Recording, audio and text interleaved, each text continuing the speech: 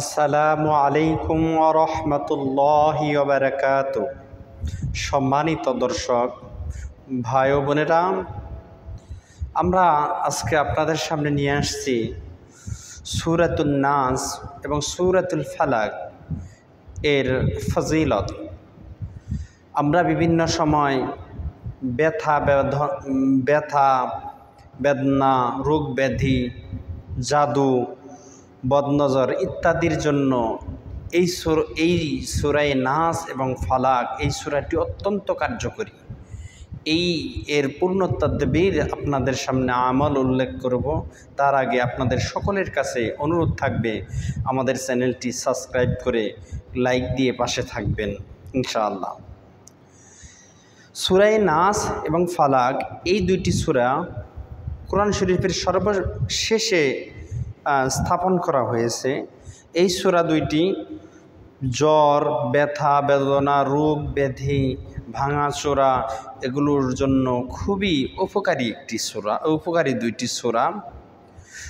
যদি পরে ফু দিলে, ব্যথা বেদনার স্থানে পরে ফুঁক দিলে সেটা ভালো হয়। বদনজরে ওলা রোগীর উপর ফুঁক দিলে সেই বদনজর ভালো হয়ে যায়। জাদুর টোনা বান এগুলো সব কেটে যায় এই দুইটি সূরার মাধ্যমে। কাগজে লেখে যদি এই সূরায়ে নাস অথবা সূরায়ে ফালাক কাগজে লেখে যদি গলায় বেঁধে রাখা হয় তাহলে অনেক উপকার হয়।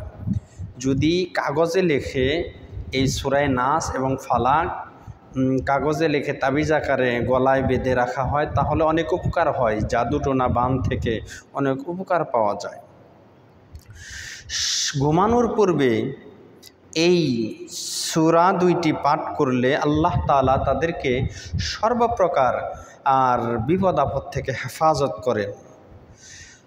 আর কাগজের উপর লেখে শিশুর গলায় বেঁধে দিলে শিশুর রোগ ব্যাধি সহ বদনজর জাদুটোনা বান থেকে আল্লাহ তাআলা হেফাজতে রাখেন।